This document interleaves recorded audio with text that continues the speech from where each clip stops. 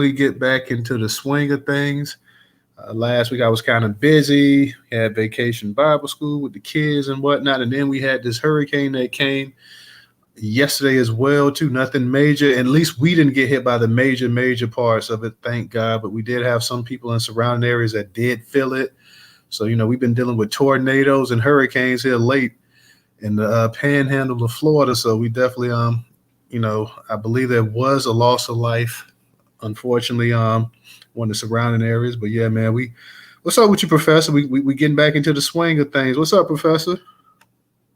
Hey man, I'm glad everything turned out okay down there for y'all, man, and praying for the ones that did lose any property or any life, loss of life. So but Newstoter, man, you was definitely on my mind, man, because after all, you the big time family up in this space right here, that's for sure. We all was thinking about you, so just definitely want to make sure you was okay. Yes, sir. I am. I'm okay. The family's good, and we definitely appreciate everybody's thoughts during that hurricane time. And hopefully, being in Florida, that's something you have to worry about. I know you guys saw the announcement, the news today. Shout out to everybody coming up in here, guys. Thank you guys for joining us. We just went live on YouTube.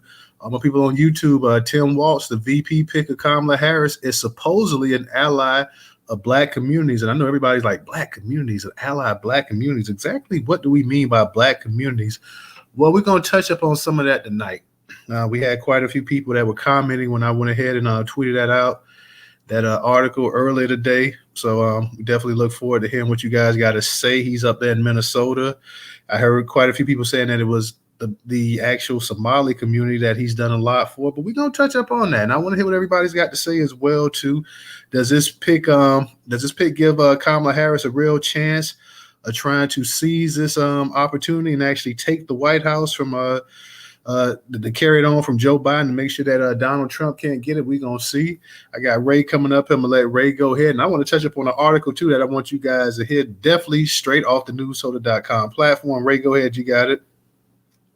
What's going on, brother? Can you hear me a little better now? Yes, sir. So I wanted to ask you before we get started, with the topic tonight, man, what's been going on, brother? I've been seeing you've been swinging for the fences on social media, man. You made that post about, I think it was some post that you posted that went viral, man. I guess a lot of people didn't like it. Oh, you talking about the one with Simone Biles? Yeah. That tweet, that post got over like 10.5 million views, and it was cool till you had some people coming in there talking about it was clickbait and this and that or whatever. So people started attacking the platform and all this other nonsense. So I had to put my dukes up, like they say back in the day. I was like, hey, if that's what it is what it is. If y'all sitting up here lying, I like, 'cause we can prove it or whatever. So we know that the articles are curated from our content partners. Black Sports Online actually published that article. And Black Sports Online has been doing entertainment, celebrity gossip, sports since like I think 2009. So I'm gonna sit up here and let somebody criticize the platform, especially when we got people that's actually real people that's out here doing the work as well too. So yeah, I just had to kind of had to dig it in on a few people. They thought they was taking shots, but then I had to go ahead and take my own shots back as well too.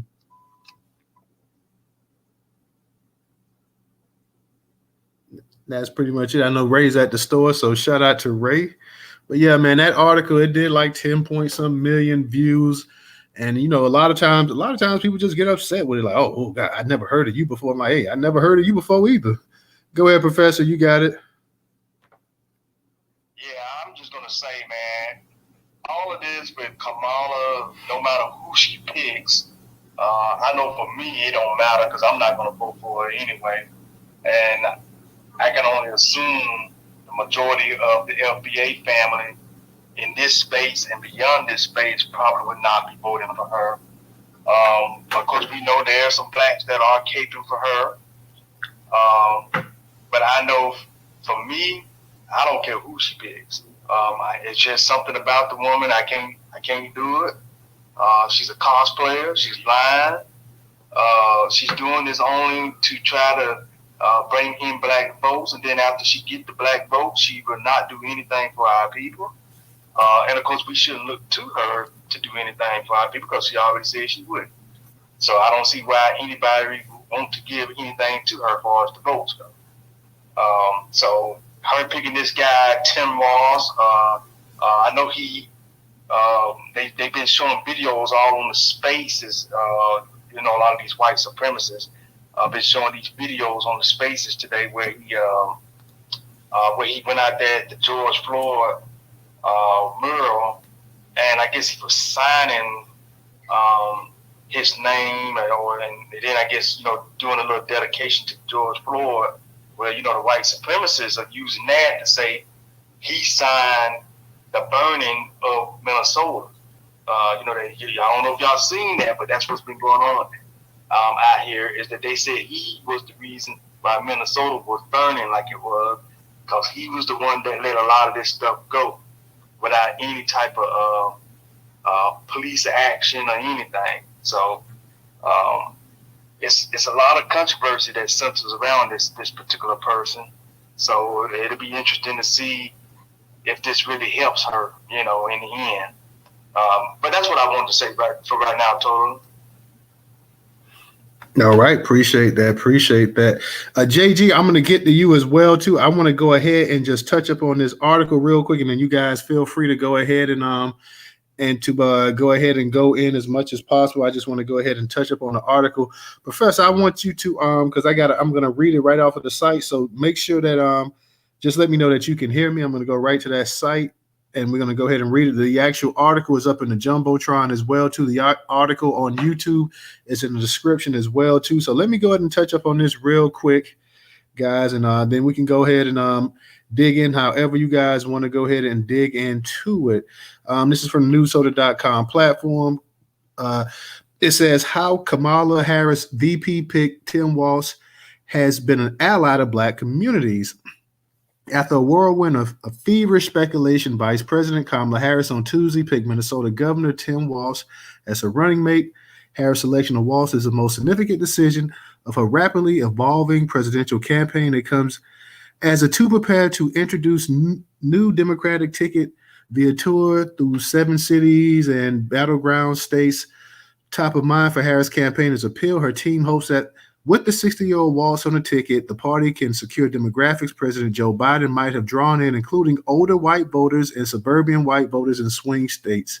The campaign also has an eye toward attracting more moderate white voters who find former President Donald Trump and his running mate, U.S. Senator J.D. Vance of Ohio, repellent, but aren't totally sold on backing a ticket with Black and South Asian American woman at the top. She needs a middle-aged or maybe even slightly older white guy who's got experience and brings credentials in a different way, one source told NBC News as Harris' search for a vice president entered its final hours. Someone who gives moderate Republican voters a place to go like Nikki Haley. Voters are like, God, J.D. Vance is terrifying and Trump is terrifying, but I wasn't really sure that Biden could do the job, and I'm not sure that she can do the job. Another source put it even more bluntly, let's just face it. There are a lot of sexist, white, racist dudes out there in America who don't like Trump but just need a little extra validation, the person said. Yet Walz, who armed Democrats with powerful messaging when he described Republicans as just weird, will likely have broad appeal given his positions on key issues affecting Black communities. For instance, Walz has been the vanguard of protecting the sanctity of the ballot box. In May, he signed the Minnesota Voting Rights Act. The legislation revised private enforcement after 8th U.S. Circuit Court of Appeals ruling last year limited who can sue under the Voting Rights Act of 1965, weakening a centerpiece of the civil rights movement. Additionally, the legislation makes it easier for college students to vote and eliminates prison gerrymandering by using an incarcerated person's previous address instead of the address or the place of the imprisonment for the census counting. Democracy thrives when everyone's voice is heard. Today, we're ensuing a strong democracy by prioritizing accessibility and voters' protection. Walz said in a press release, with this bill, we are breaking barriers that stand in the way of voting, protecting fair democratic process, and paving the way for Minnesota to continue to lead the nation in voter turnout. Can you hear me still, Professor? Am I good? You still good. Okay. Minnesota State Senator Bobby Joe Champion, the lead Senate author of the legislation, echoed Walz's sentiments. He underscored how much these protections mean, especially to long disenfranchised Black communities. My mom from Hooks, Texas, is still alive, and to this day, she votes in every single election, and she makes sure that her family does too. That's how crucial the right to vote is, he told Capital B earlier this year. And if anything is impeding that right, we must work diligently to overcome that barrier. Walz has advocated for a number of other causes that especially help Black communities. In July, he signed the African American Preservation Act, which bolsters protections for families confronted with separation in the foster care system. In February of 2023, he signed the Crown Act to combat discrimination Black and brown people face in the workplace and at school because of their hair texture or style. And in 2021, he established the Missing and Murdered African American Women's Task Force to address the violence plaguing Black women. Propelled by the killing of George Floyd in 2020, Walz enacted police reform after a lengthy struggle to get a bill through the state's divided government. He's also been a proponent of safeguarding reproductive rights, including access to vitro fertilization and using his administration's budget to invest in resources for Black Minnesotans. Without a shadow of doubt or a hint of reservation, I am 100% certain that Minnesota Governor Walz is the best option to be vice president. He knows how to give unwavering support to Black women. He is just not an ally. He is our accomplice, one person wrote for the Star Tribune. This isn't to suggest that Walz is wholly uncontroversial figure. His administration has been criticized for failing to prevent a massive pandemic fraud case. A legislative audit this year found that dozens of people affiliated with the nonprofit plotted to steal $250 million from the government programs designed to feed hungry children. That said, Harris teams trust that Walz, as the pick for running mate, the party can continue to build on the rush of enthusiasm it's enjoyed since Biden's abrupt departure from the race a couple of weeks ago. So, okay, I want to get everybody's thoughts on this right here. JG, feel free to go ahead, unmute your mic. How you doing tonight? Yeah, no, I'm good tonight. I just say, wow, she picked a quiet candidate. I don't know if she picked him, but I think the party picked him. And it's a very strategic move on their part because he's planned to just everything that the Democratic Party wants and needs to pull off a not just a narrow lead, but, when we look at the Republican Party that's split, with Republicans against Trump, there's an issue, and we knew that Vice President Kamala, 6 months ago, would not be on the top of the ticket. Therefore, needs somebody that can actually, come in and get votes that she wouldn't normally get. So this is going to be a very interesting race. I just think us as a people have to really come together and demand what the wants are, the desires for the vote, not just some Crown Act or some other small tangibles that appear as though you are for the Black community or a flat Black community and denying the debt that's owed. So that's just got to be the topic of the conversation, regardless of who's going to be at the top of the ticket. And the last speaker said, Kamala said she wouldn't do anything just for Black people. And I really, I heard that, but I really think that without stating the full of what she said was that, she's not going to do anything just for Black people, but when Black people benefit, everybody benefits. And what I will say to that is this. Yes, it would have been nice for her to say she'd do something specific for Black people, but being here in California and looking at the legislation that's going to go to the governor's desk in less than 30 days, it's based on the back of reparations, like it's always been on our backs, right? There'll be some reparation bills that everybody benefits from, but it's specifically for Black people. And so one that I can think of was Senate Bill 1050, which had to do with unjust property takings and removing people from land, right, in California. The article that AP wrote about it said that there were Black families and white families, we know Hispanic families too, that lost their land due to eminent domain. When Gavin Newsom signs that, it will be on the back of reparations. Black people fought it through. And yes, there'll be some sideliners that benefit. And if we look historically, of anything significant, and I'm not bolstering the Democratic Party's train, because I don't, but if we look at anything significant, the Doss Rose and the $5 Indians, well, the Native American 5 tribes got it because those folks. You breaking up? Were you breaking up? We couldn't hear the last few things you said, but try to say that again, JG. I was saying, if we look at anything historically that's been significant for an indigenous group of people, like let's look at the 5 civilized tribes. The reason they got their money, and you get money, those Irish and Europeans that were able to sneak on the rolls, and that are still on the rolls, getting money. And so even in our, as much as I hate to say it, on our repair claim, some of these reparations bills that are flowing through California will benefit not just the Black American descendants, but it's going to benefit everybody. And I'll just leave that right there. So I hope that we as a collective, though, can come together and make the demand for the vote. And I think Kamala will have the conversation if she has to, and I think the conversation has to come up because she is on the ticket. So I'm going to land there.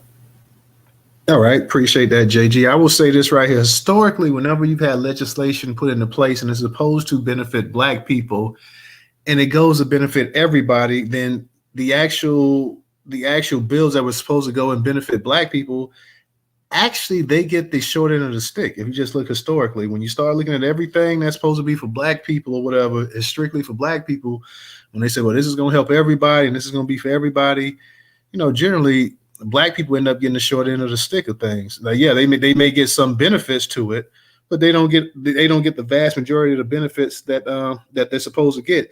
And we can look no further than the civil rights movement. Yeah, did things change for Black people in this country? Yeah, it did. But then it changed for everybody, and in some senses, it changed for these other groups who weren't even thought of better than it did for Black people. Civil rights movement was totally a Black movement, and really, it actually they should have got rid of the name civil rights and just said Black rights, and that would have went ahead, and that would have put a complete niche on that as well too. But when you start having everybody into things and like that. If we just look historically at it, it's never really a good thing because they'll find ways to squeeze Black people out. When you start hearing about minority grants and loans and all this other kind of stuff and all these different things right there, and then you start looking at how the breakdown of where these dollars go at and the funding and everything else, white women are always on top. And then you got Asians, you got Latinos, you got this group, you got that group, and you got Black group. And Black people have to fight for crumbs and stuff like that as well too. So I'm always hesitant when I start hearing somebody say, I can't do something specifically for one group, or this person is the president for everybody and this and that, whatever, because that doesn't apply to other groups in this country. That never applies. That you would never tell a Jewish person if a Jewish person had a gripe and they had something that they wanted to get specifically for their group. Nobody's going to sit up here and tell Jewish people, hey, you know what? We can't just do something for Jewish people. We have to do something for everybody. They're not going to tell the gay people that. They're not going to tell the Latinos that. They're not going to tell the Asians that now. The only group of people in this country that they will tell that to is Black people. And let's be for real. They'll use, quote unquote, a melanated person, a Black person, a minority, or anybody else to actually tell Black people this stuff like that. So when I hear this kind of stuff, I have to be real, JG. I get a little bit uneasy with that. We can't just do this for Black people. Like, if there's any group in this country you should do just for somebody, it's Black people first and foremost. If there's any group that deserves to have something totally for themselves, it is Black Americans. But go ahead, JG. Listen, I agree with you, and what I'm saying is that it's political warfare, right? And it's a political dance. And when she made that statement, she's vice president. And I'm not saying vote for the woman. I'm saying she's got to prove it. I wish she'd be asked the question again, right? But when she made that statement, she was a vice president, didn't have any power.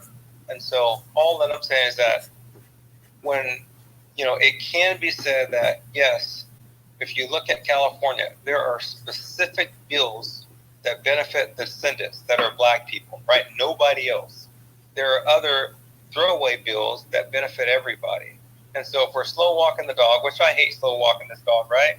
and you're building collaboration because of the anti-black hate, right? That's in this world, where we begin to show that, oh, look, everybody's been, black folks got a boost and everybody wins. That don't mean everybody gets a boost, but it's a word game. That's all I'm saying. And I'm saying if it's a word game, let's hold her to it.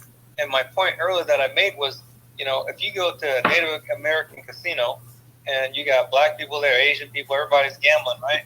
And the casinos are making money through the roof and they're employing everybody, that's a benefit to everybody. And they didn't come out and say, oh, I'm just doing something specifically for Native Americans. So all I'm saying is that she made that statement. We got to hold her, it don't matter if it's her or Trump or whoever, feet to the fire to have those tangibles, because there are specific harms that are specific to us, which we should be paid that debt. In that same sentence, when we're paid that debt, everybody benefits and wins. And unfortunately, I'm not saying California's at the top of the game and done everything right, but I do think that California is leading the way in how this thing is going to roll out across the nation. When we look at the bills that have been put forth that are going to go to the governor's desk, and when I say, yes, the reparations bill of unjust property takings happened to black people first, the majority of black people. And yes, there are going to be some white people that benefit from it too, even though they were able to parlay later. That's all that I'm saying. Black people didn't have that opportunity. So is it right? No. Is it specific for black people? Yes, it is. That's why we're calling it reparations, because nobody else is entitled to that. Do other people benefit? Absolutely they do. And if you can't see, that's all I'm saying, what she's saying is the political rhetoric, but we as a people have to hold her feet to the fire, whether it be her, Trump, or whoever else is going to follow them. And I'll let somebody else talk. All right. I'm going to give a little bit of pushback before that.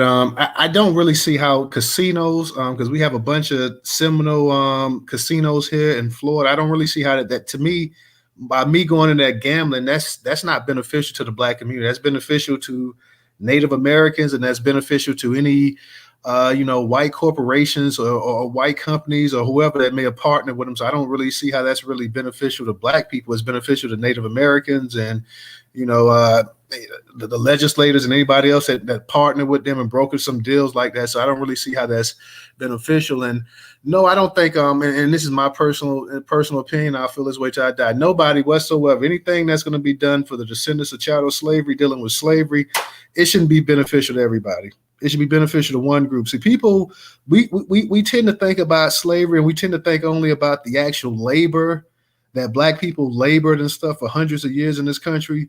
We forget about the all-out destruction of the black family. We forget about babies being ripped out of mothers' arms, fathers being separated from their kids, their wives, whole families just splintered. Like the destruction of the black family that you saw in slavery, there has been nothing close to it since. Nothing in the history of this country. You have not seen anything like that. So I don't believe that everybody should benefit off of what black people went through for hundreds of years in this country. It was bad enough that everybody got a chance to benefit. Everybody has benefited off the civil rights movement. White men have benefited from the civil rights movement more than anybody, even more so than white women, because once everything opened up, white men who had no ties, no business dealing whatsoever with black people, they started to get a whole new customer base. So white men benefited first, then white women benefited secondly, because they became the top minority, quote unquote, group in this country. They benefited from all of these contracts and all this other stuff, all the willing and dealing that their white husbands and brothers and uncles and all of them did. They benefited secondly. And then all the minority groups benefited. So there should have not have been any, it was this lift all tide type scenario. That should have never happened. And I understand what she was saying. I understand that you're playing a symmetrical politics and everything else. But I also know when it comes to political speech, there's certain things that you can say to certain groups, and there's certain things that you can't say to certain groups. You can say whatever you want to say to black people. There's really no kickback. There's no pushback. There's nothing like that. Even black people in politics, if you say something offensive, they'll come and they'll run to the aid of the person that say, especially if that person's a Democrat. Like, there's nothing Joe Biden could say about black people that you wouldn't have a group of black people coming to defend him no matter what. So I kind of have to give a little bit of a kickback on that. When the Native Americans started getting their casinos and they started getting any tax-free incentives or anything like that, that wasn't beneficial to black people. when the Japanese Americans got their money for for being in those camps, that wasn't beneficial for Black people. When the Italians that were being lynched in the South in the late 1800s got their dues, that wasn't beneficial for Black people. But the only time you can do something for Black people, it has to be beneficial for the entire group, even though it has absolutely nothing to do with any of these people. These same people will tell you, well, my ancestors wasn't even in the country at the time there was slavery and this and that. It was your ancestors weren't even in the country, but yet you can get the benefits off of everything that Black people went through. So yeah, I have an issue with that, honestly. I have a real problem with that. I don't like it, and I understand it's the political game that it is or whatever, but like I said, there are many things, and there's never any legislation that goes to any of these other groups that benefit Black people. When the thing that they signed for the Asians back during the COVID, that wasn't beneficial for Black people. Anything that they do for Latinos, that's not beneficial for Black people. So it's always a one-way street, and that's the issue I have right now. So you're right. I believe you do need to call her on it, and you also need to ask her exactly, do you believe in cash payments? Don't let her tap dance. Don't let her, oh, well, I believe in programs for mental health and this and that. People want to come with all these programs and all this other kind of stuff, this therapy, these programs, all of this community activism and all this other stuff. But when you start saying, well, you know what, are y'all going to start cutting some checks? Are y'all going to start breaking some bread off, and then everybody's face, they start coming and tap dancing. Well, there's more than one way to skin a cat, and we can do this and we can do that and all this other crazy stuff. No. If you're talking about reparations, the ultimate form of reparations is cash payment, and everything else after that, land included, policy, laws, all of that is secondary. First, you got to break the cash off. And you can't break the cash off. You should not be breaking the cash off to other groups. These other groups were not enslaved. In 1776, when this country was founded, during the Revolutionary War and all of that, there was only one group from 1776 to 1865 that was enslaved in this country. I don't want to hear about no people coming over here being indentured servants and all this other kind of stuff, doing the continental USA and all of this other stuff, and even doing the United States. There's one group that was on the books, on record, that was enslaved. And that group, even after slavery, was damn still treated as slaves afterwards as well, too. The group was treated so bad that you had to get the United States Army to come in here just so they can actually have a semblance of life down here in the South. Okay. It was so bad that when they started integrating, you had to have the National Guard come out here and walk Black kids to school and stuff like that. No other group can sit up here and say this kind of stuff. So when people start saying, well, this group should get this and this group, well, I pay taxes. You have a lot of these groups that came over, immigrated. Like, well, I've been paying taxes. And listen, we were paying taxes before y'all even stepped foot on American soil. Don't tell us about paying no taxes or paying no dues. The dues that we pay in this country, you could never equal, ever, in 10 lifetimes. So let me go ahead and kick it to, let me get to Tracy. Tracy, go ahead and unmute your mic. Hey there, how are you tonight? Hey, how you doing, Tracy? I'm here. That's what I have for you tonight. I might be a different night, but tonight I'm just here. Well, we're glad to have you. Thank you. So really quickly, and respectfully, JG, her comment almost verbatim. She was in a white shirt with a beige suit on, and the interviewer asks her the question, and she leans forward and she says, "Let me make myself very clear. I'm not doing anything for Black people. Anything I do for the country will benefit Black people." And so basically, that's just another way of saying, I'm going to do the trickle-down effect. And we all know that ultimately the trickle-down effect, everybody at the bottom of the barrel doesn't really get much trickling. And that's us. And that's just her lovely way of saying it. And it's definitely wordplay. She knows what she's doing. And I think it's funny that she was in Atlanta last week with Meg the Stallion, shaking cheeks on a stage with half the songs blurted out. None of the songs were ever respectful any type of presidential rally. And then this, and I need you to understand that Black America was heavily defending her last week, talking about she's got to get the young voters in there. And then this week, she comes with someone that is liberally conservative for the most part. Now, does he have a good track record as far as, like, you know, an overall president? I mean, he does, in all honesty. You know, he has some centrist views. He has some liberal views, you know.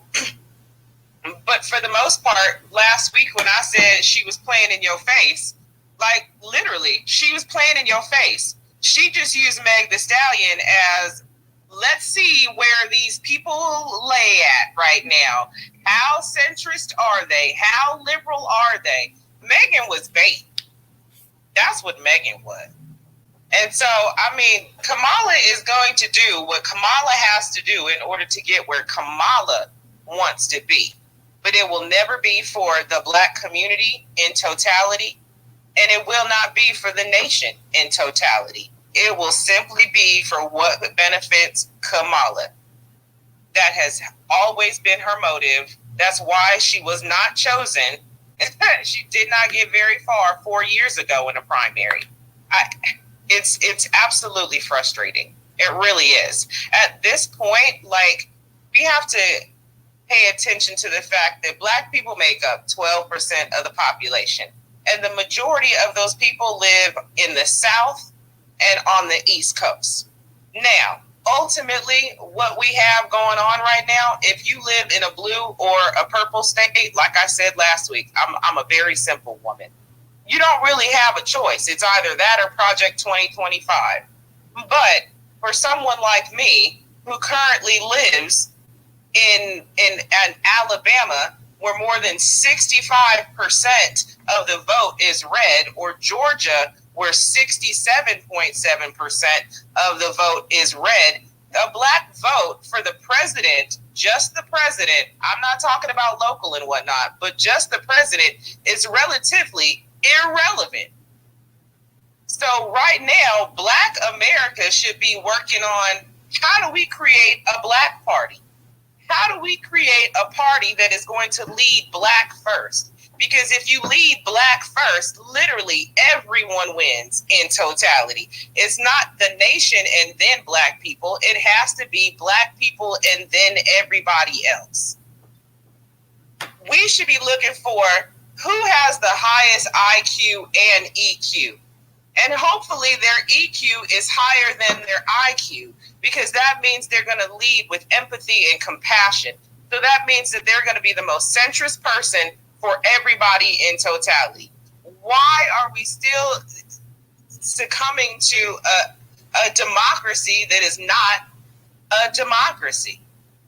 And then we make excuses for it over and over and over. And we always tap dance around the foundation of what the ultimate goal is. And that's humanity in totality. And you can't have humanity if you do not have respect and value within Blackness. And so that's where I'm going to stop. Thank you, Tracy. I want to know, because I hear a bunch of people, I've seen a bunch of posts and stuff, people talking about, when I posted this article, they were talking about of course, this title about him being an ally of Black communities.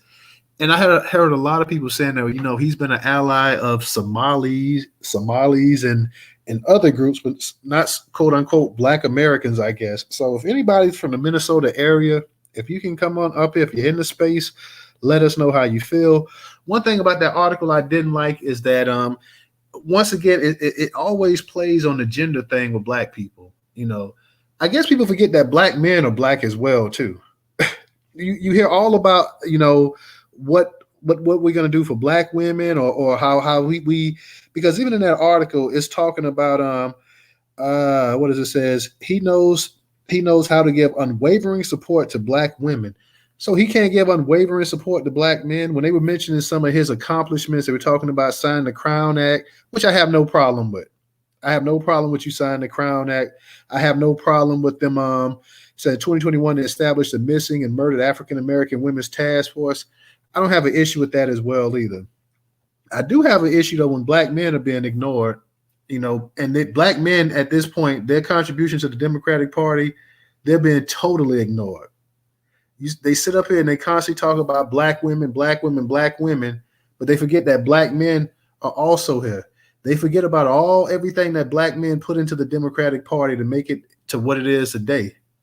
So when you start hearing all this stuff about black women, and you don't hear anything about black men, to me, this is kind of the divide and conquer type game right here as well, too. Because, hey, if you're going to sit up here and talk about everything that you can do for black women and how powerful black women are, you need to say the same thing about black men as well, too. And you don't hear that. It's constantly about black women, black women, black women.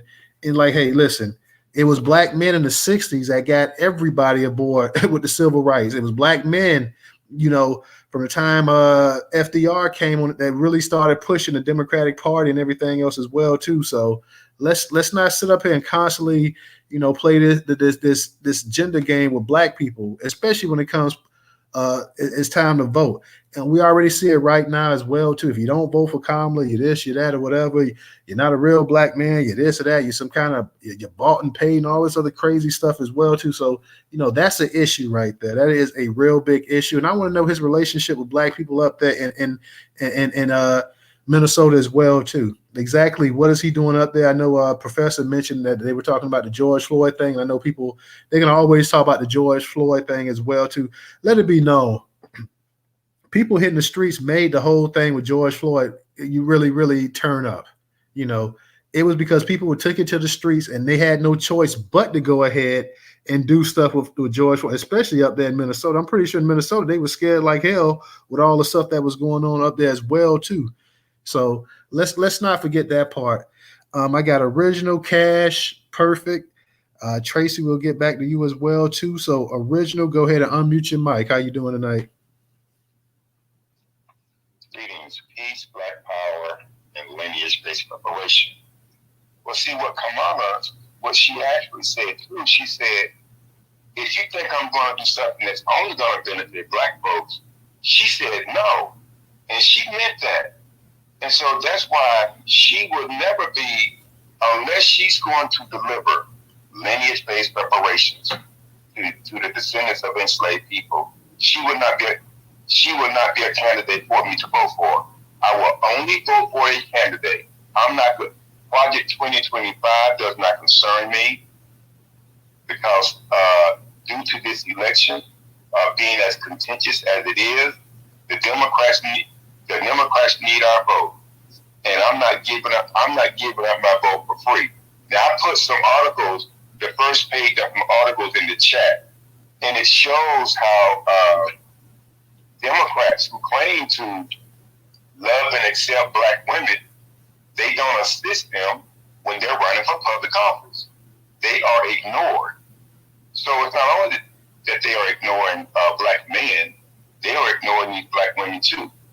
And for some odd reason, let me share this with you. Okay, for some odd reason, it is only an issue when black Americans stand up and demand what is owed to them. Now, I'm here in Georgia. I live in Atlanta. And we have 5 congressional members in Congress from the state of Georgia. We have Zachary Bishop, he's like in South Georgia. His demographic for his district is 49%. We have Hank Johnston. He's out of Decatur, just east of Atlanta. His demographic in this district of black folks is 54%. We have Lucy McBath. She's the one that her son was killed out in Florida, and she parlayed that into a congressional seat. Her district, now the Republicans switched the district around a little bit. Her district is 30% black, 30% white. We have David Scott. He's been in Congress for years, and his district is 65% black. Then we have Makima Williams. She took over from John Lewis. Prior to the Republican redistricting, this district was about 56 or 57% black. Now it's at 47%. Now I'm looking at how you had 8 crazy Republicans that held up Congress for 14 days. Now, this is just 5 people from Georgia. There's like about maybe, I think it's 57 or 58 people in the House, black folks, that could stand up and demand things for black people. They're not doing that. They are using our vote to represent every demographic except for us. Now, this guy, I was doing a little research on him. I didn't get to do a whole lot, but he has given illegal aid, free college tuition. He has given them driver's license. He's given them quite a few things. They came here illegally. They're not entitled to anything. But no one wants to talk about lineage-based reparations for U.S. descendants of enslaved people. And that's just, for me, that is not going to fly.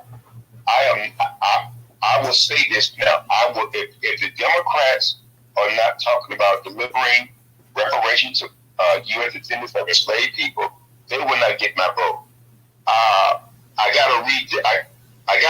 I have to read the study, but Harvard just released a study that indicates that the American government, they're in a good position to pay us reparations. But see, people are not talking about that. And Kamala, she is not black. She's not one. I don't claim her. Like Kendrick Lamar said, they're not like us. She's not like us. And I'm not going to sit up here and vote for her. And then she's going to turn around. Next thing you know, you're going to have gay people having all these laws passed. You're going to have everybody's going to get something except for black folks. And I just want you to hear this. And this is not an attack. See, in 2020, prior to the Asian hate crime bill passing, hate crimes against black people were 3,499. Asians were 334. In 2021, when the bill passed, hate crimes against black people was 3,297. Hate crimes against Asians, they went up to 753. They used that spike in the Asian hate crime bill to pass that hate crime bill. But see, our hate crime outnumbered them, just astronomically. So I'm trying to figure out, why didn't any of these 5 people I cited you from Georgia, plus all these other, why didn't they stand up? See, the top supermarket killing took place in May of 2022. But not one black person in the House or in the Senate stood up and advocated for black people to get a hate crime bill. We're just not vulnerable for people to just come in and kill us at will. Because these elected officials and these political parties, they don't give a damn about us. They could care less. All they want is to appeal to us to see if they could get our vote, and then they leave us to fend for ourselves. And let me show you how bad it is. Like I said, I'm here in Atlanta. When Keisha Lance Bottom ran for mayor, she had what she was going to do for the gay community. Nothing for black folks. So before she left, she was going to do this this 10,000 life thing about putting lights in communities all around the city. And it says that while streets in every corner of the city will receive additional lighting as part of this initiative, the study revealed a historic underinvestment in street lighting in Southwest Atlanta. Well, in Southwest Atlanta, that's where the majority of black people live. And Atlanta has had a black mayor with black folks on the city council since 1974. And they call this the Black Mecca. See, I think we have to look at this. We have to look at this situation way differently now. I'm not just going out there voting for Kamala because she's claiming to be black. She is and this is going on with black people across this country on the local, state, and federal level, where we are voting people into office, but they are ignoring our demand. They feel like they don't have to do, once they are in there, they feel like they don't have to do anything for us. And the only way I know how to deal with that is just not vote for them. But I can tell everybody right now, unless Donald Trump or Kamala, unless they're going to deliver on lineage-based reparation, because the Harvard study said the country is poised to pay us reparation. All they got to do is do it. I will not vote for. I'm not voting for anybody, and I don't want to hear anybody say that's wasting your vote or we need. No, I don't speak French. I don't know what you mean when you say we. No, I am not doing that. I think people need to understand that I've been doing some additional, just political research because there's supposed to be like a political gathering here in my city. I think sometime this week. So I've been gathering information to take with me to show people that look, if she's not doing this, don't expect to vote for me. This. I think we have to stop making excuses for these people. She know what she said. She was in another interview with a black guy. I think he was from the Root, and she was trying to clean that up about reparation. Well, the only way she can clean that up with me is delivering reparation to her. And like Newstoter said, every time something comes up for us, all of a sudden, everybody must be included. But the white people of the Jewish belief here in Georgia, they just got some kind of anti-Semitism bill passed here in the state of Georgia. But yet, black people are still that vulnerable. And the last time I came across information, their demographic was 1.2% of the total state of Georgia. The black demographic is like about 33%, 33 to 35% of the state of Georgia. So I'm trying to figure out how can these group of people who technically can't vote themselves into office getting things that black people should have. And I think oftentimes some people get scared. They don't want to rub people the wrong way. At this stage of the game, I don't care who I rub the wrong way. That's their problem, not mine. Because I'm going for what is owed to me and my demographic, just like they would do that same thing. The current mayor here, he came out to Kamala's little soiree with it. Showing out that degenerate Megan Thee Stallion. They don't approach other demographics the way they approach us. They approach us with foolishness. But other demographic, they go to them. They're talking policy and how they're going to bring that policy into legislation for them. They don't do that with black folks, it must end, and it's going to end because we're just not going to put up with that anymore. She needs us more than we need her, but we're going to survive either way.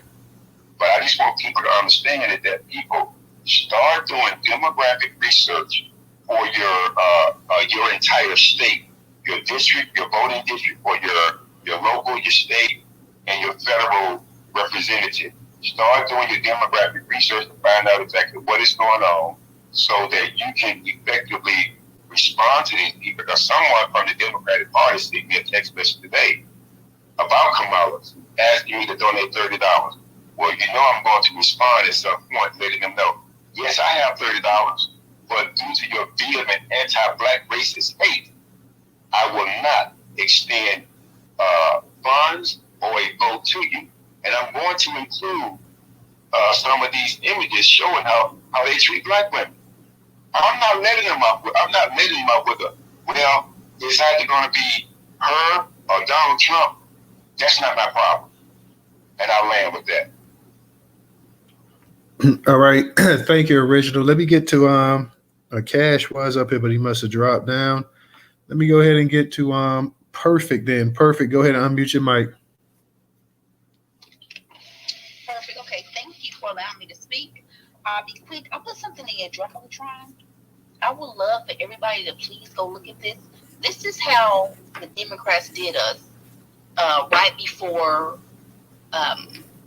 Kamala and the current president was elected. Oh, well, hold on. The current president supposedly was elected, and old girl was just given the VP spot. She ran from us. Excuse me, Senator Harris. Excuse me, can we talk to you? Excuse me, Buttigieg. Excuse me, sir.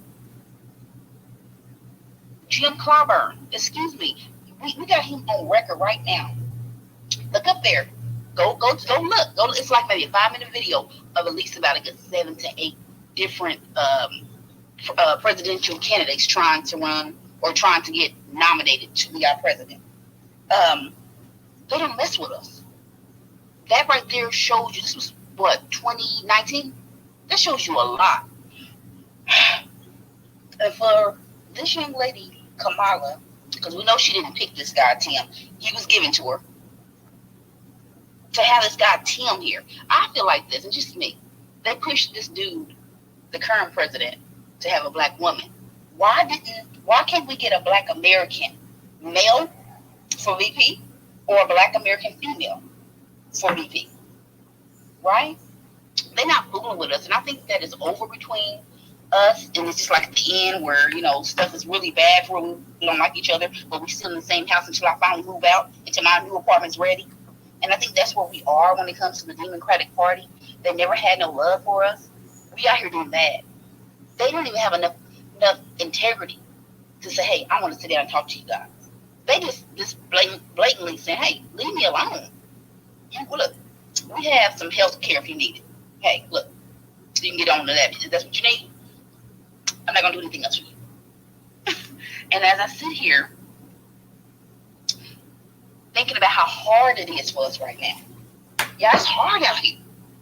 I have never in my whole entire damn life felt my life just feel like it's just going fast, like I'm getting older very quick. Right, just yesterday in 2019, I felt way better then than I do now. Mentally, physically, people are doing bad out here.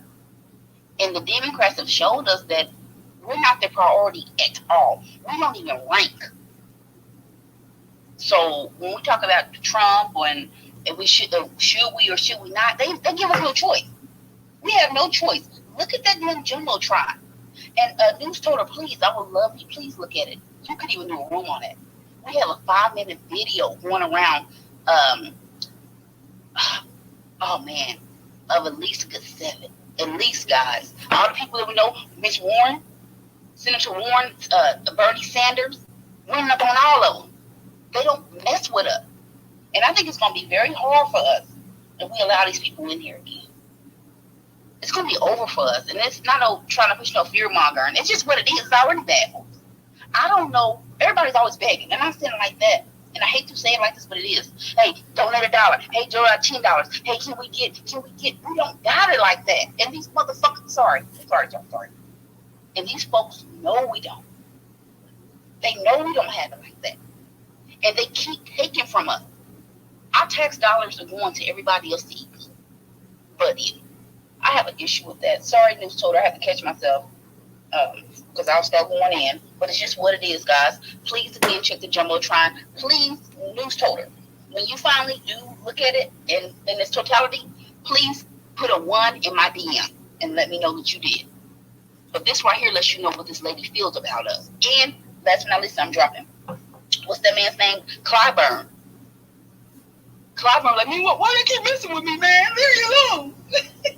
Because we kept running this behind down. Because he told the doggone Democratic Party, I don't want y'all to do anything for me. I don't want nothing for you. Don't worry about me. Just give my daughter a job. You a dirty man. If you don't get your behind on somewhere, you and the rest of the Democratic Party. I'm dropping. Thank you. Hey, perfect. I tried to look in the Jumbotron, but I can't see the actual tweet somebody made. It may be somebody that has me blocked, so I can't see the actual tweet, just to let you know. Let me go ahead and get to we got Rella Uncode. I got you after Rella as well too. Cash, I know you was up here, but you dropped down. I'll get to you as well too. I'm gonna get to all of the new speakers. So I got Rella Uncode. Then I'll get to you, Cash, and I'll get back to you, Ray, and Tracy as well too. But Rella, go ahead and unmute your mic. How you doing tonight? Hey, Newstoter. Shout out to the room and the space, and definitely shout out to the descendants of the lineage. Original, you are always a man after my own heart. I really can appreciate even what JG was saying, because when it comes to when it comes to the people who've been doing the work for reparations and the things that they have been facing, I can appreciate real life experiences in the work. And I did hear, again, someone try to minimize it again to IQ. And I'm going to say this. People with high IQs have not solved our condition. And just because you have a high IQ does not, a high IQ or emotional intelligence enough to recognize our conditions, they're not in positions of power. So having the ability to will particular psychological tools does not mean that you are a useful person in a position or non-position, because we are not in positions of power. That is state power. There have been so many discussions around developing a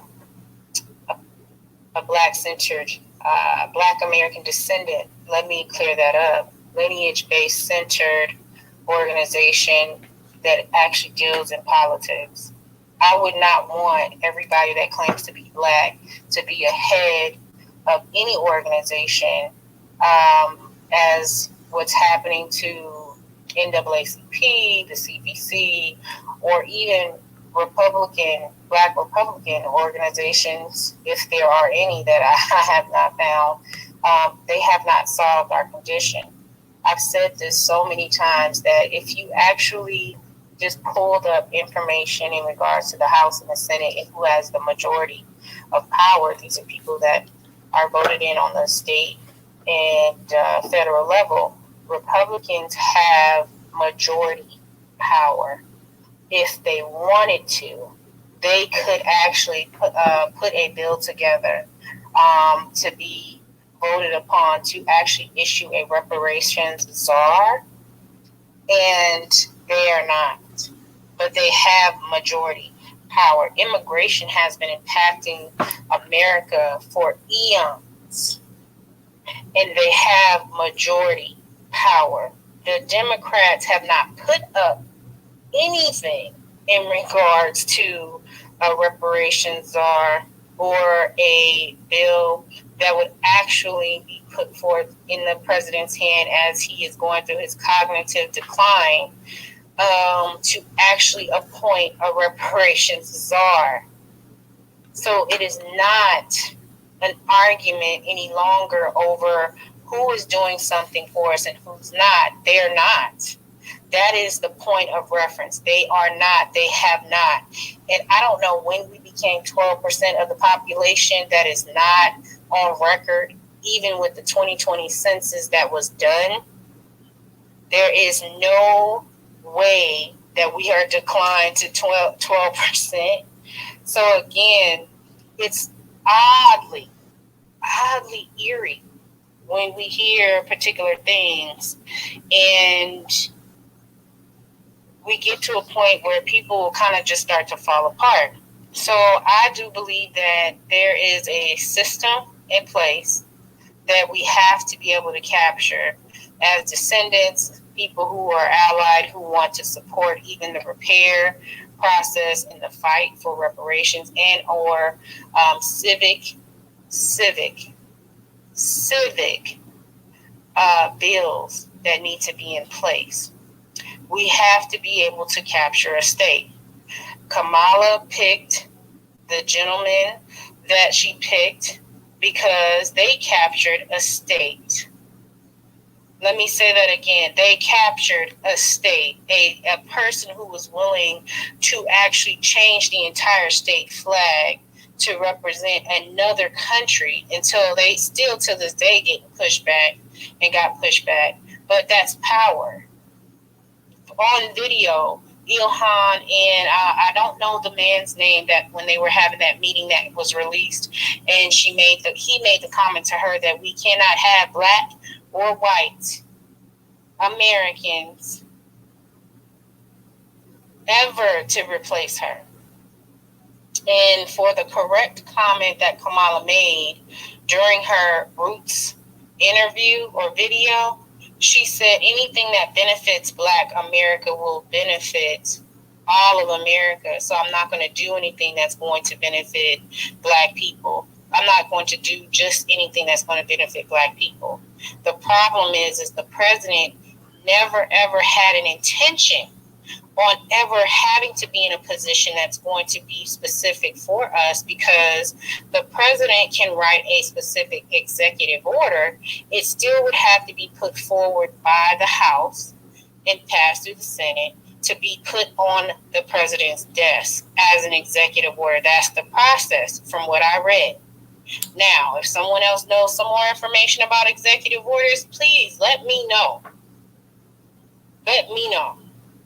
Because I think we have to really get down to the weeds of things so that we all are understanding that none of these platforms, whether or not they bring out Jason Aldean, Meg Thee Stallions, that's all that's political theater. What you don't hear them saying is that they're going to repair. They're going to repair and to fix and close the quote-unquote wealth gap information that they continuously use, the unemployment information that they continuously use in regards to Americans, in regards to Black American descendants. Immigration, whether legal or illegal, has impacted Black Americans. It has not been a benefit at all. And I agree with you, Newstoter. Any other group that has gotten any benefit, this is for all the swirlers out there. I know y'all like to hide sometimes, the mulattoes who are part of the descendant community. The benefit of any of that has not changed our conditions. Giving immigration's DACA, that hasn't changed Black communities. They're in and pushed out Black communities in the state of California, one of the largest GDPs in this country. Texas, another large state. Florida. I go on. And to your point, Newstoter, when Kathy Hochul found that $286 million that she quote unquote found in New York, she never once said, I'm doing this for the benefit of the Negro population in New York. No, she did not. So we have to really get the gist of about this thing and understand that we need local, state repair on a civic level. And then we also need our federal and state repair, because states had a state constitution that actually they used to actually write bills and laws to actually enforce slavery. Okay? So we need a reparations czar, just like they have a border czar. We need a reparations czar. And that is a committee of people who are literally, that's all they're going to do. That is all they're going to look at in all these states on how they're going to submit repair bills totaling money that will dump cash into the pockets of descendants. See, you don't have to have any sort of high IQ, emotional EQ. You don't have to have that. You need to actually be exposed and aware of information, because again, humanity is literally actionable things that you can quantify and see in real time. The ancestors did it all the time. All the time. I didn't see Albert Einstein out there doing that. I didn't see anyone out there, even to this day. Elon Musk ain't doing that. So at the end of the day, all these, I think, points of reference to me, it just makes it seem as if we're going to keep hitting below the belt, let's make sure that we actually at least let people leave here with some real information. State power is how these people are getting into position.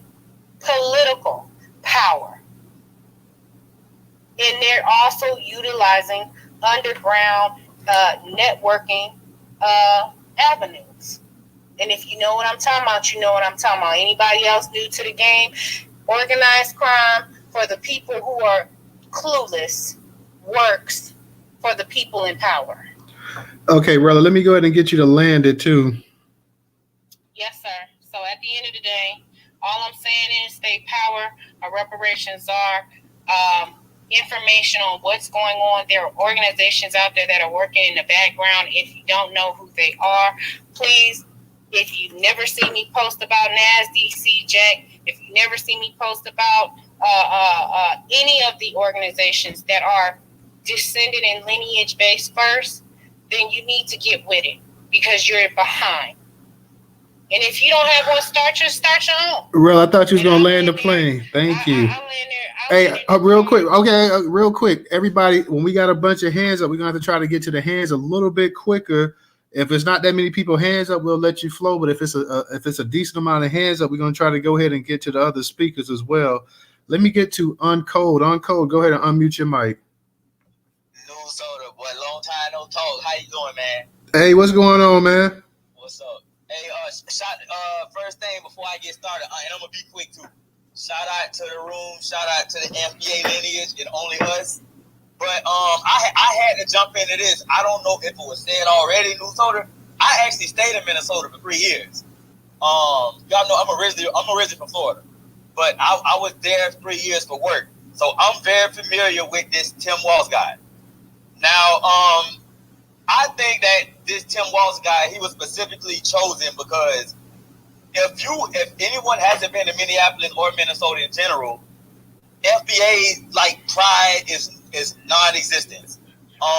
They don't have neighborhoods, they don't have their own stores, clubs, bars. Like it's no one place where FBAs can get together.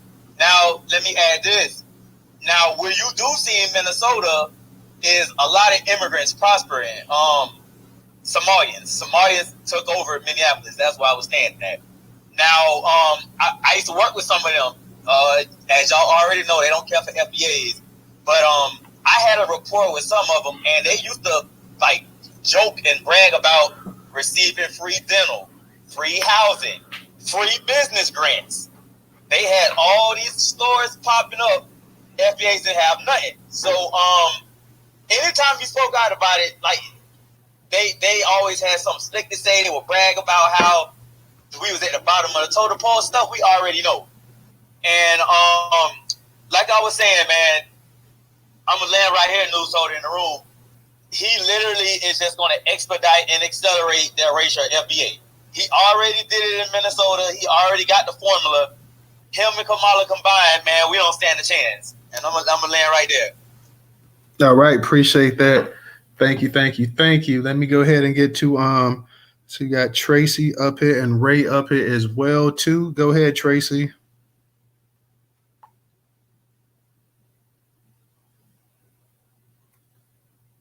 Sorry, I was driving. I'm sorry. Really quickly, what you were saying earlier about black men and black women and how we don't give enough credit to black men. And I think you're absolutely correct. And it's unfortunate because of the fact that we have moved into a society where they are telling us that in order for women to achieve, we have to devalue men.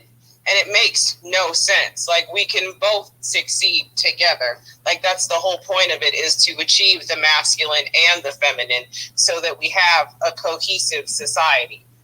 So why we still continue to pit black man against black woman is beyond illogical to me.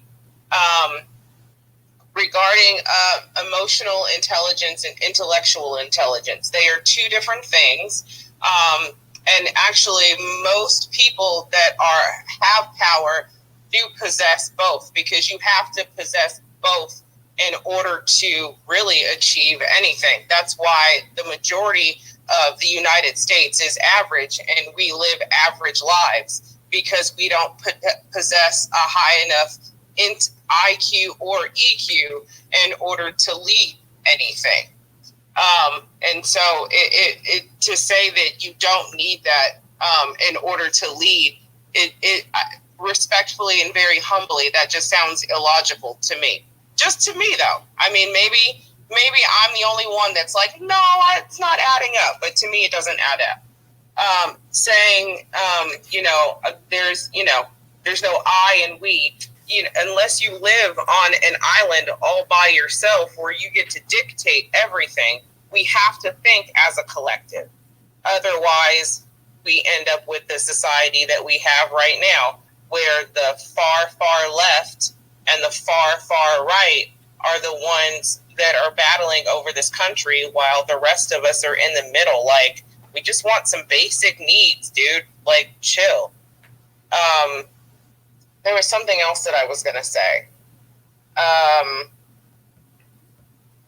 forgot. Shoot. Oh, shucker doodles. I forgot. But I'm going to land for right there. I think that we're not being very logical. And then also,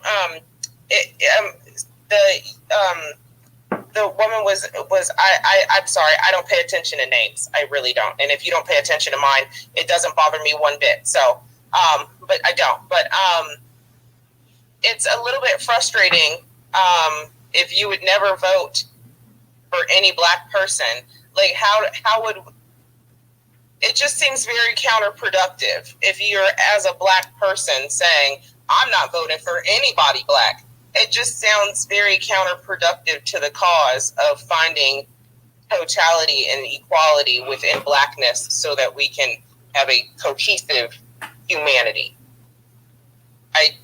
Again, maybe I'm wrong, and maybe I'm the one that's illogical, but it just, if we don't value ourselves and we don't value, I like to say, if you can't see the God in your counterpart, then you're never going to be able to see the God within yourself. And if you can't see the God within yourself, then we're all kind of doomed at this point. You have to reach some type of humility in order to achieve humanity. And we won't get there unless we value blackness in totality. And so, taxiing the runway. Okay, I'm done. All right. Thank you. Guys, anybody wants to? Can I respond real fast, Newstoter? No, I'm gonna get. Hold on, Rella. I'm gonna get to Ray first, and then we'll come back to you. Anybody else that wants to speak to, feel free to come up here, and we'll get to you as well. Ray, go ahead and unmute your mic. What's going on, everybody? I'm gonna be real quick. So, Brother Tariq, he posted that Tim Walz actually signed laws catering to illegal immigrants, giving them free health care, tuition, etc. I'm a veteran, right? And I don't even have free health care, and all this other stuff, but they're coming in here giving it to people that have not earned it simply because they seem like they just want to replace the black vote. So that's all I really wanted to say. I want to make all the family aware of that. So this man is not our friend. Let's not be confused about that. All right. Thank you, Ray. Let me go ahead and get to Rella, and then we got you, Original. Thank you, Newstoter. So I want to respond to Tracy. So my point is that blackness does not define humanity when it comes to everybody claiming to be black. And it culturally, historically, and point of reference of experience, written and documented proof of the Negro population, the freedmen, the AOS, the FBA, the people who are claiming and screaming at the top of their lungs of repair, is literally a cultural and a genocide that is literally going on and has been going on for centuries, or a century, decades. So at the end of the day, that is what I'm speaking to. The spiritual aspect that you mentioned about people recognizing God in them, that is a personal decision. That is something that someone personally, individually would have to be willing to acknowledge. No one in government, no one in positions of government openly acknowledge that they recognize the humanity in the descendant community enough to close the wealth gap, no matter who has power in the House, Senate, in the government, or who's sitting at the head of the president. So that's not a God complex. That is not I know we hear the Republicans say this, and even the Democrats utilize this whole spirituality to try to somehow groom people in believing that they have a moral compass. That's not true. Because if they did, we wouldn't be in this room, in this space, talking about reparations. We wouldn't be another generations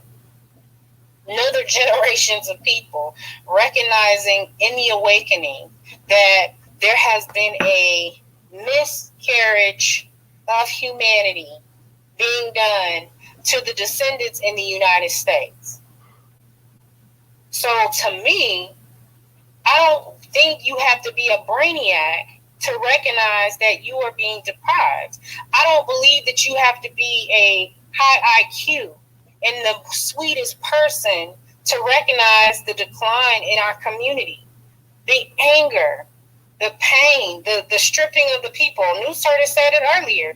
The destruction of even the families has always been this heavy load that each generation carries. That doesn't matter. There's no quantifying your intelligence on that. A baby can tell when it's not getting milk and when it's fed. So to me, I'm thinking an elder, someone who gets older and eventually is living a life where they're 2 feet in the grave, understands that they will never see reparations, but yet they yearn for it. It's on the tip of their tongue, the repair, knowing that a veteran is getting $23 in food stamps or resources because they need more than just you to stand up and hold a flag at a ceremony. So yes, I do believe that there is some error in maybe your perspective that I'm not hearing, or maybe there's some holes that I'm not hearing need to be filled. I don't have to have a high intelligence for that. I don't have to have an emotional intelligence. I can actually speak to it in this tone. I can speak to it in a bitchy tone. I can speak to it in a sad tone, because each of them are valid. We need reparations and repair, and people need to recognize who holds the power when they are in power. The House and the Senate have the majority of our Republican right now. This is pressure cooker time, meaning that we need to be paying attention to who is in office and they're getting ready to get out of their seats, like Jim Clyburn, like Lindsey Graham, like when does DeSantis leave his seat? Because the things that impact us, the people on the state level that are going to make up the majority of the House and the Senate until we can capture black majority states, we need to push the envelope, and they have to become fearful of us once again. And I'll end there. All right, thank you, Rella. Let me go ahead and get to Miss T. Miss T, I see you up here, your new speaker. So let me go ahead and get to you, Miss T. How you doing tonight? What's up, Newstoter? Hey, what's up now? Hey, what's up, Professor and DJ? And shout out to the other family in the room. It's so good to be in here with you all. What's up, Miss P? What's up? Hey. You know what, family? We have to swallow a hard pill. And we have to understand that the Democratic Party is a party for the immigrant. It is not a party for the Black American. This is, they have told us time and time again, as the Democratic Party, this is a nation of immigrants. And now they're showing us, because they are fully providing for and taking care of the immigrant. I know we all saw these food stamp receipts going around the internet, and none of us were able to get any of that amount during COVID, right? When most of us couldn't work, we were forced to stay home. Nobody took care of Black Americans like they're taking care of these immigrants. So we need to understand that. And I shared in the Purple Pill, Joe Biden did an interview with Ed Gordon. And this is picking up on what Rella stated. And Ed Gordon backed him into a corner to get his thoughts on reparations. And he kept going around the bush and everything. And Ed Gordon finally said, if a bill came to your desk for a direct cash payment plan, because, let me back up, Biden had already conceded we don't need another study. We know reparations are due. We don't need another study.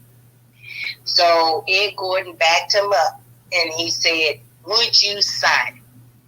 Biden said it depends on how much it is and who do I pay and whether or not it includes Native Americans.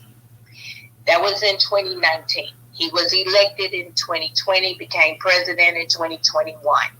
He has failed to appoint a team of economists or financial advisors to deliver to him that direct cash payment plan. Our CBC, they have failed to get together a team to present to him a direct cash payment plan. So I say that to say this. It's time that we get these people out of there. Everybody sitting in the CBC who is an immigrant, who is not a direct descendant of chattel slavery in the United States. We need to get them out of that seat. We need to run somebody against them. The CBC even put a white Jew in charge of reparations for the CBC. His name is Congressman Steve Cohen, a Jewish man, Cohen, out of Memphis, Tennessee. They're playing in our face. The man said in 2019, we don't need a plan. We don't need another study. He just needs a direct cash payment plan. Why has nobody moved on that? So I think, Rella, that's where we can kind of start. If we can get a plan together within the next 30 days, and I think you were on that NAASD call, Rella, hopefully we can do that within the next 30 days and present it to the senile old bastard before he croaks and leaves this earth. But we got to get serious. We're at a pivotal point right here because the Republicans don't need our vote. They really don't. Democrats have to have our vote. But we cannot vote for these Democrats if they are not giving us reparations, because what they're going to do in our land is... Now, Ms. T, I want to ask you a question too, but go ahead. I want to ask you a question. Okay. If he wins, they win. They will grant amnesty, and all of these illegals will have the power to vote, and that will essentially eradicate us as a black voter bloc. Go ahead, Newstoter. Yeah, I want to ask you, what was your thoughts on this guy Tim Walz being named the VP by Kamala Harris and supposedly being an ally of black communities as well too? I don't see him being an ally of ours. I see him as being an ally for immigrants. Why would you allow your state flag to be changed to Somali that resembles a Somali flag? Some other things that he did. does is he pushes trans surgery for people under the age of 18. He pushes the hormone therapy as well for those under 18. Now he supports that. I thought they said he blocked it. He was against it. He actually supports that. Yeah, he supports it.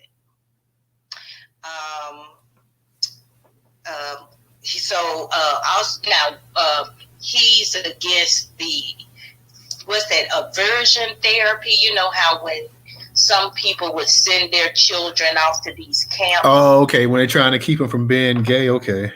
Yes. He stopped those. The other thing that has come out is that he deserted his military crew when they were supposed to be deployed. His team, his comrades, they're coming out against him saying, hey, this man deserted us back during the war. So, no, I don't see him as being good for Black Americans. I do see him as being on the same agenda as Kamala with helping immigrants. All right. Thank you. I'll land with that. Thank you, Miss T. Thank you. Let me go ahead and get to tomorrow night, guys. We got a second space we're going to be doing too, because I hadn't done a space. This is the first one in a week. So tomorrow night we're going to be also it's up in the Jumbotron. I need y'all to retweet it out. Its title is on the left-hand side. It said, "Who's funding Kamala Harris, the Boule or grassroots?" You're not going to want to miss that one. So definitely up in the Jumbotron, go ahead on the far left-hand side and go ahead and retweet that space out so everybody can see it tomorrow night. Definitely go ahead and retweet that space out so everybody can see it tomorrow night. Let me go ahead and get to Newstoter, quick question for you. Is this normal for a person who's not been nominated yet, has not received a nomination from the party, to select a VP? Is this normal, or are we in a coup? I think she's pretty much got most of the I think she's pretty much almost has the nomination pretty much wrapped up. Nobody's going to run against in the Democratic Party. I have to say, I'm going to be honest, Miss T. In my lifetime, I haven't seen it before, so I'll be honest, I'm not entirely sure. But from the articles that I've seen and whatnot, it's pretty much everybody. Pretty much, she's a presumed Democrat nominee. So I guess they pretty much already say it's already in the bag. So she should just go ahead, and I think they were already saying a week or so shortly after Biden stepped down, they was going to say that she needed to go ahead and kind of hurry up and get somebody in there as quick as possible as well too. So somebody else that may be a little bit more astute politically could probably answer that question, but I don't think I think it's pretty much a done deal.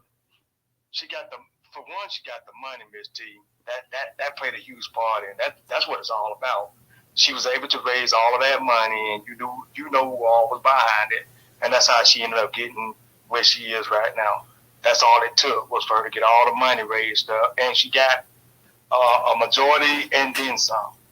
So that's pretty much why she ended up where she is right now, where they're saying she is the nominee.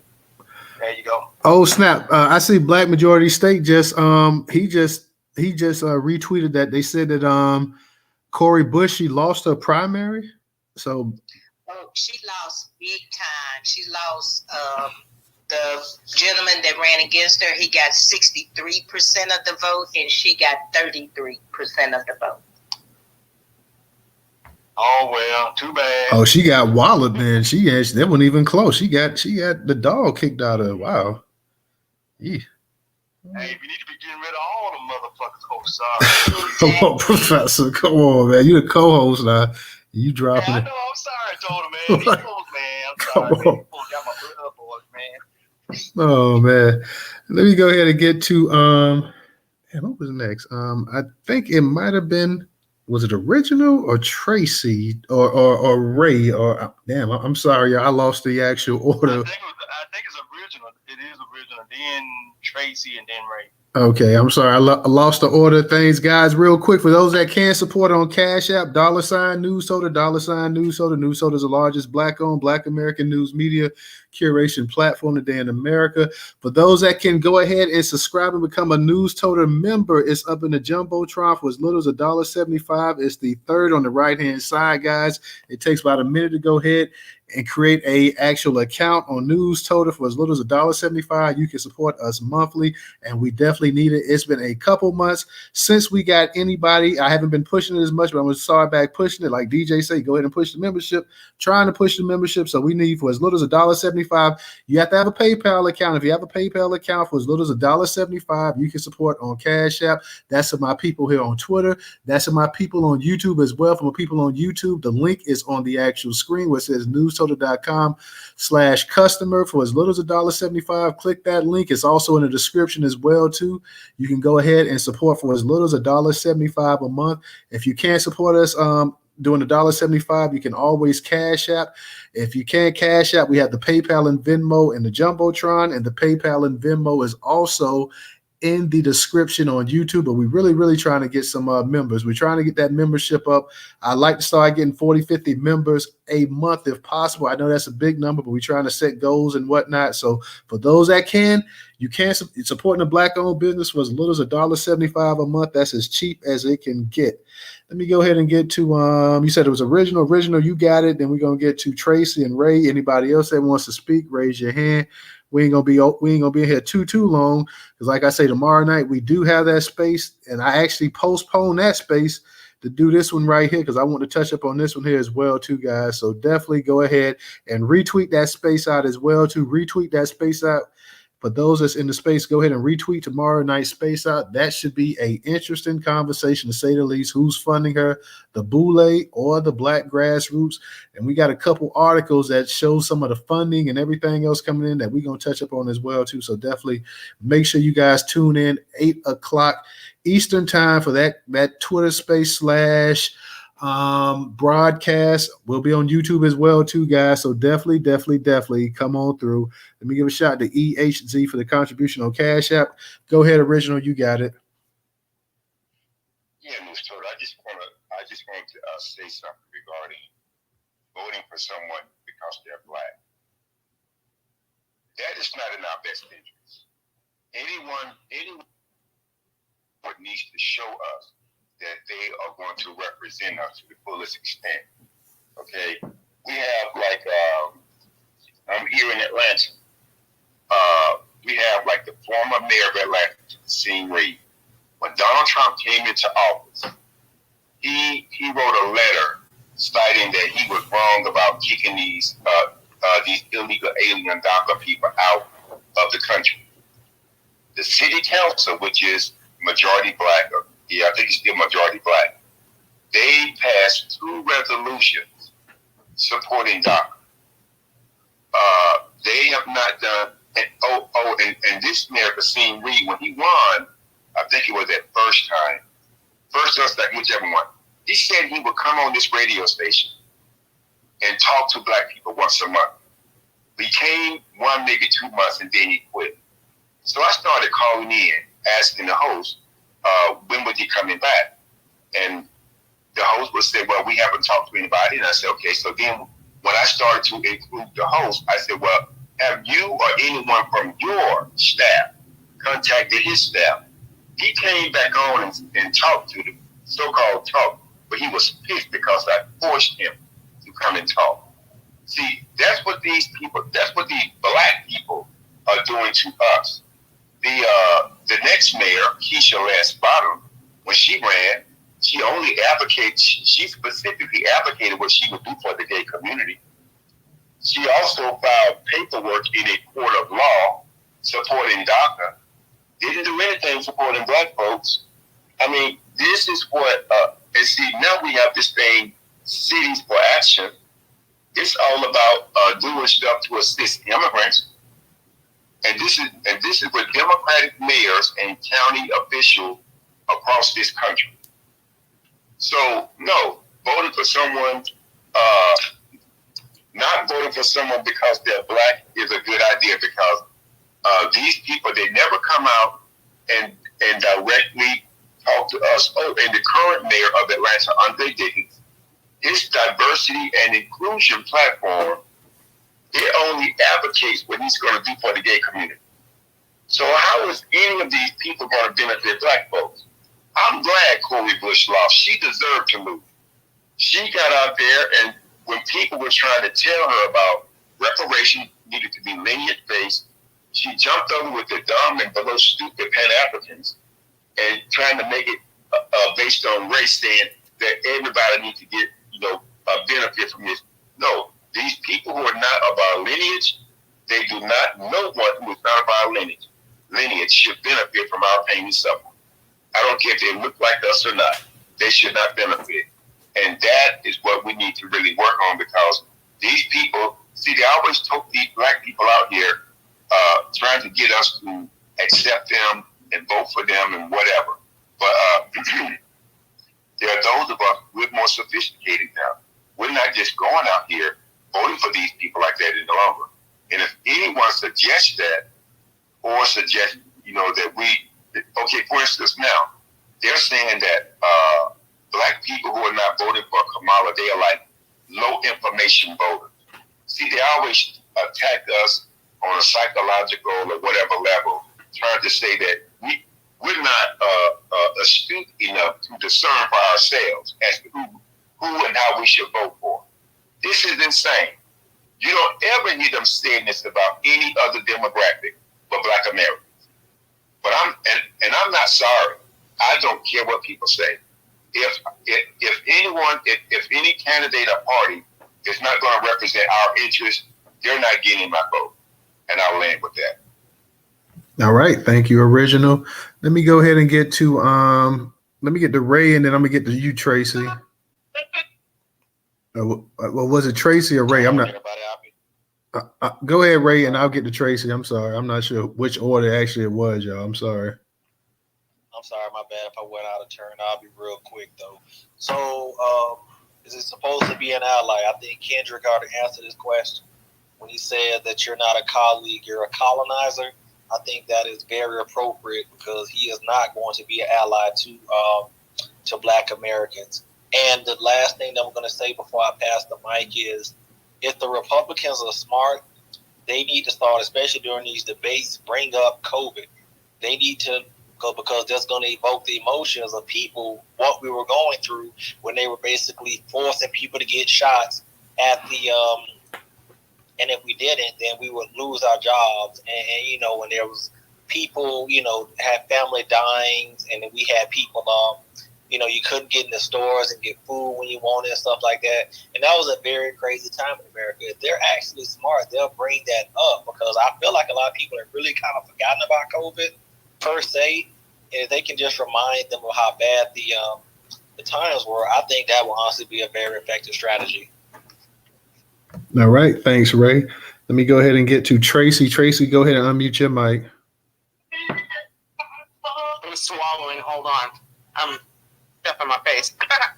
Well. Anyway, really quickly, in reference to, trying to, as someone was saying, trying to cater to, people's emotions. It's actually human nature to feel the worst in a situation. It's a defense mechanism. So neurologically, that is how we are hardwired. But just because we're hardwired like that doesn't mean that we have to consistently choose the worst of who we are and not actively seek empathy and compassion. Like, again, it's always going to come down to the foundation of how do we work together in order to have a cohesive society. And if we continue to choose the worst of who we are and make excuses for not actively working to better ourselves, in not just intellect, but in emotional intelligence as well, then we just don't get ahead. We just stay stagnant. And so that's a little bit frustrating to me. I had something, I'm sorry. I have a lot on my plate right now. I was diagnosed with breast cancer last week. So my brain kind of comes in and out. And so that's why I keep raising my hand. No, I'm sorry to hear that, Tracy. Oh, honey, I have a series on TikTok. It's called Jesus Gonna Get These Titties. And my son said to me, he says, Mom, it looks like Jesus really is going to get those titties. Well, at least the left one. That's So we're taking it in stride. I always work on focusing on humility, and my joy. So things don't really affect me the way they affect most people. That's where I have. The original Democratic Party was black led, not necessarily black people leading the party, but meaning black policies are what originally led the party. We have to understand that was the foundation of being a Democrat. It was the party of Abraham Lincoln, of Frederick Douglass. It was highly intellectual and black individuals who thought about how do we get to the next level? What policies can we put in place? Unfortunately, throughout the decades, the Democratic Party has been so tainted by the people that we have put in place. And we have put those people in place because, it's a democracy, quote unquote. And in a democracy, the people vote in our representative. So when you have average people voting in other average people, you're just going to be left with average policies that don't really do anything for the collective in order to promote prosperity and growth within a society. There was something else that I was going to say.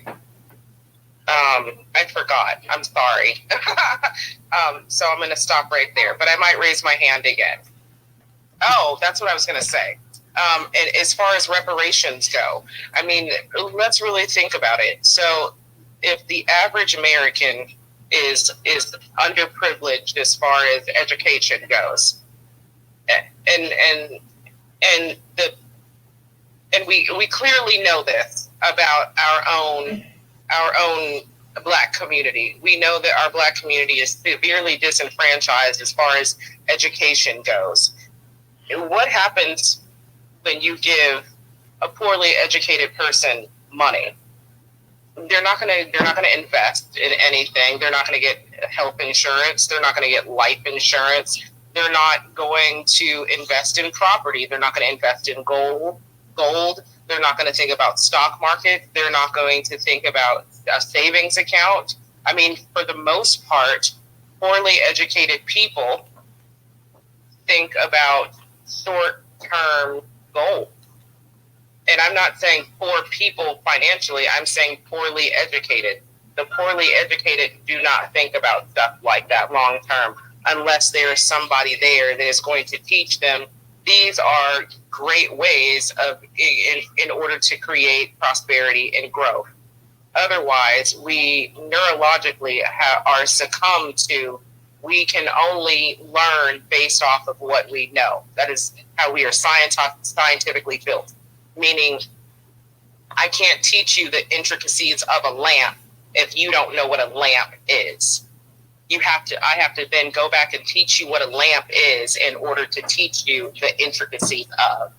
And that is what I'm stating. We don't have enough people within America cognitively in order to know the intricacies of a lamp because they don't know what a lamp is, essentially. We have to be able to take accountability for where we are as a community and where we are as a nation.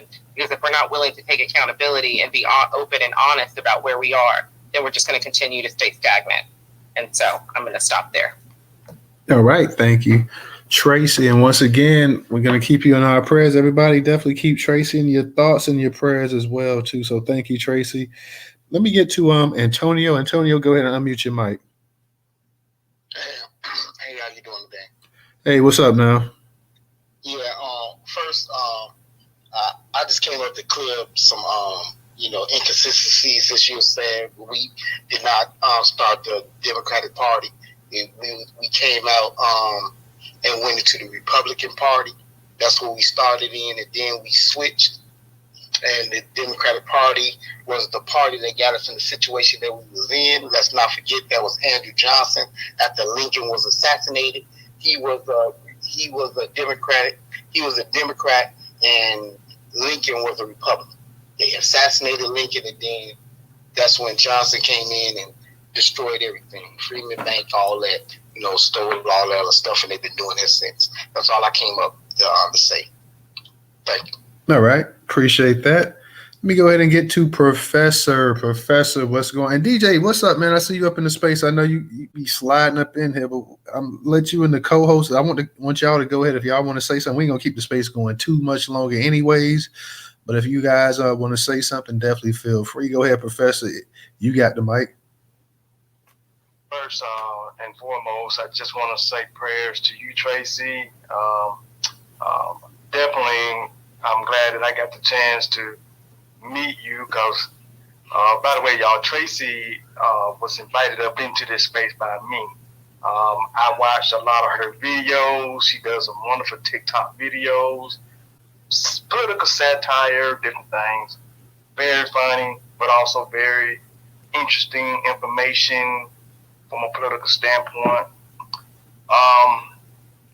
Just to give you a little pushback, Tracy, on the reparations side of this.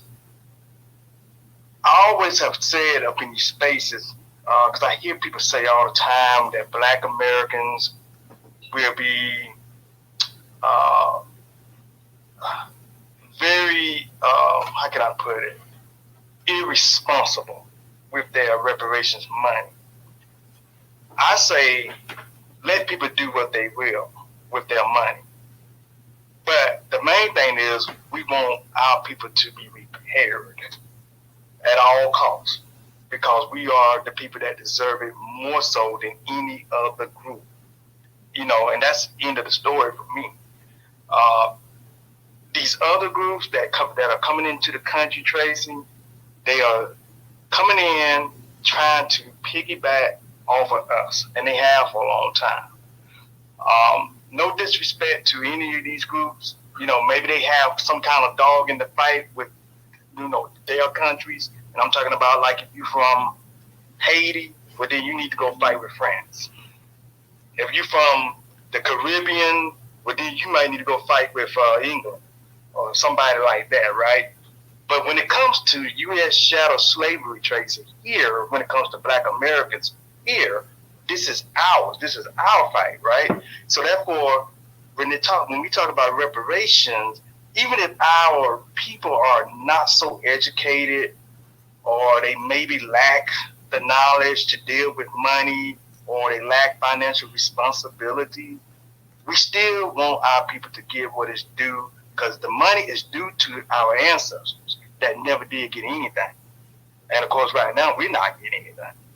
They're grants and giving them everything right before our eyes, and that is very disrespectful to just be handing out cards with $13,000 on it, y'all. I know y'all seen the picture that's been floating around in the spaces of some immigrant that had a card with, I think, $13,000 balance. And I know. Yeah, I saw it. I was trying to verify, but I never could. But yeah, I saw it too. Miss T actually sent it to me. But yeah, I saw it. But I was trying to find a way to actually verify that. Yeah, I would like to verify it too. But if that is true, that's very disrespectful to Black America. So Tracy, that's my only pushback to what you were saying in regards to our reparations money.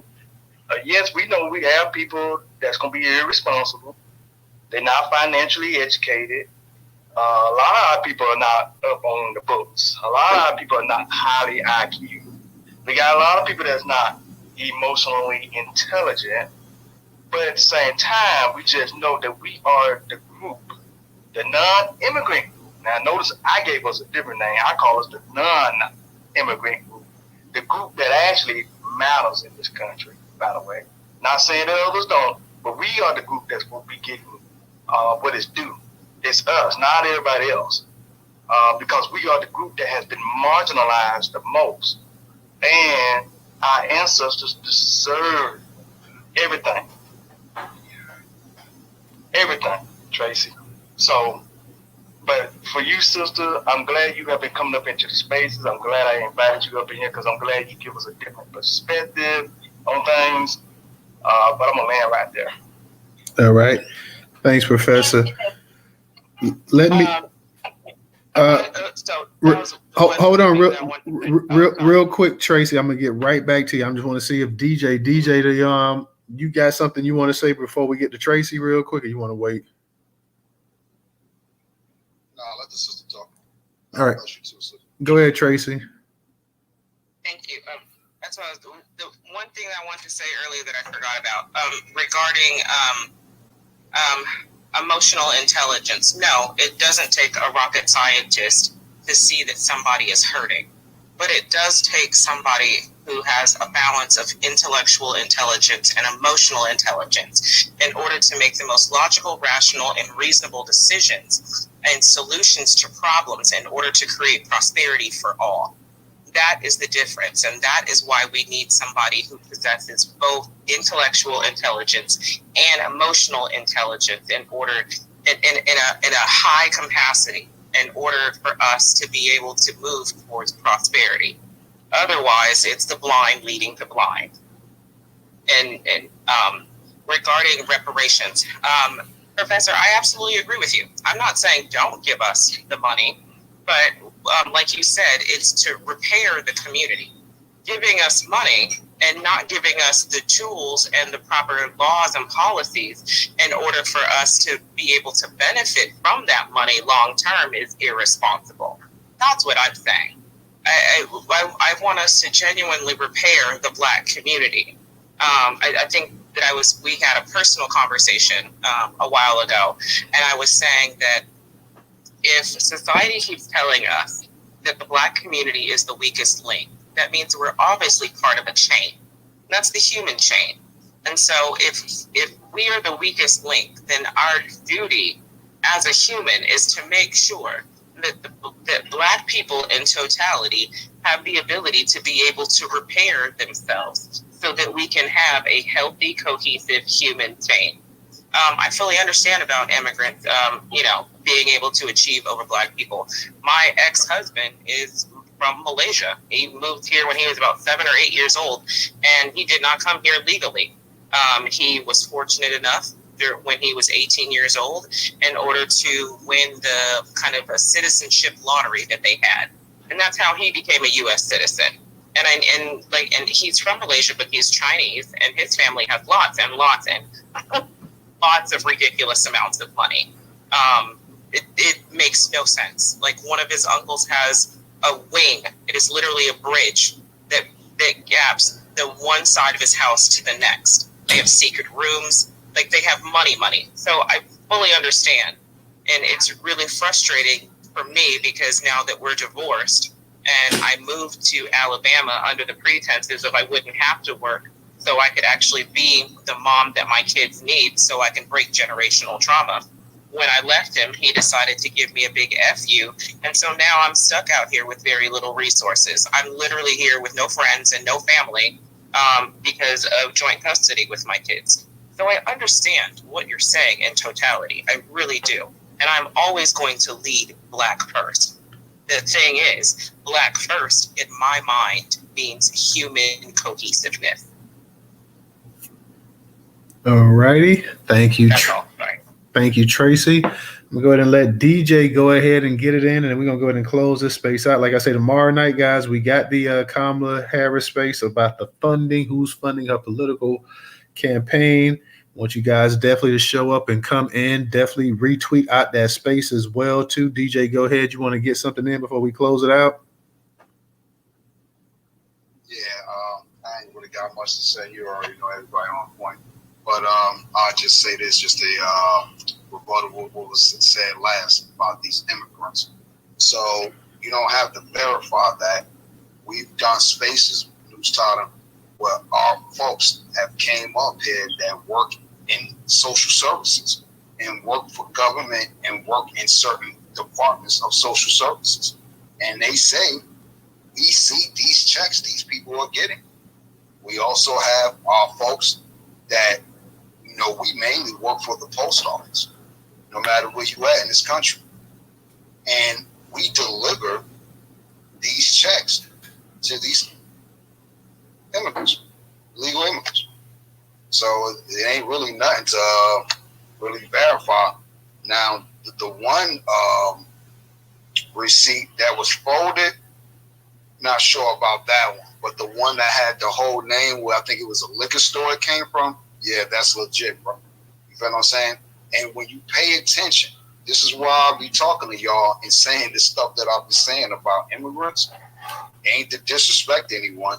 It's just to tell you, black people, if you allow this to go on any further, guess what, folks that are in the South, you're going to get the same smoke that we've been getting up here in the North over the last 30, 40 plus years of my life, and even longer than folks that are older than me, been having to deal with this buffer class of folks. And you're all right, the Democrat is the immigrant party.